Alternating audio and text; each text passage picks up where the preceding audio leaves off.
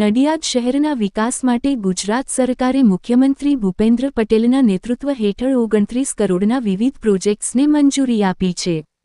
આમાં સૌથી મહત્વનો પ્રોજેક્ટ છે 18 કરોડના ખર્ચે મહી કેનાલ કોલેજ રોડથી ડીમાર્ટ ચોકડી સુધીના માર્ગને આઇકોનિક રોડ તરીકે વિકસાવવાનો.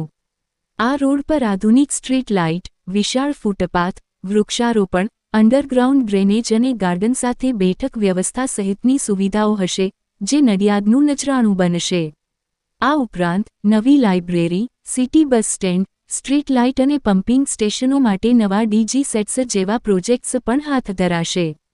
નડિયાદના ધારાસભ્ય પંકજ દેસાઈએ આ વિકાસ કાર્યો માટે મુખ્યમંત્રીનો આભાર વ્યક્ત કર્યો છે. આ જે આપણો દાંડી માર્ગ છે એમાં કેનાલથી તો અહીંયા જે આપણે રિંગ રોડનો ક્રોસિંગ આવે છે ત્યાં સુધીનો ભાગ આખો નવેસરથી આઇકોનિક રોડ તરીકે ડેવલપ કરવાનું કોર્પોરેશનમાં નક્કી કરવામાં આવ્યું છે અને કોર્પોરેશને આ ટેન્ડર પણ બહાર પાડવામાં આવ્યા છે કોર્પોરેશન દ્વારા અને આ રોડની અંદર અત્યારે 18 કરોડ મંજૂર કર્યા છે. ટેન્ડરમાં જે કંઈ રકમ આવે એ ટેન્ડર ખુલ્યા પછી ખબર પડશે. ટેન્ડર એનું નીકળી ગયું છે. આ રોડની બંને સાઈડોમાં જે વધારાની જગ્યાઓ દેખાય છે બંને સાઈડે, એ સાઈડમાં એક રસ્તો પણ સાઈડમાં હશે, ગાર્ડન પણ હશે, પછી બોકડા હશે, પછી જુદી જુદી ટાઈપની છતરીઓ બેસવા માટે હશે. બીજા બધા પણ ડેવલપમેન્ટના અંદર કામો હશે. યુટિલિટી માટે અલગથી આખી એક વ્યવસ્થા હશે અને આખો રસ્તો એ એક આઇકોનિક રસ્તા તરીકે નડિયાદનું એક નજરાણું બને એવો આ રસ્તો બનવા જઈ રહ્યો છે. બીજા જે વિકાસના કામો છે, ટોટલ 28 કરોડ રૂપિયા મંજૂર કર્યા છે.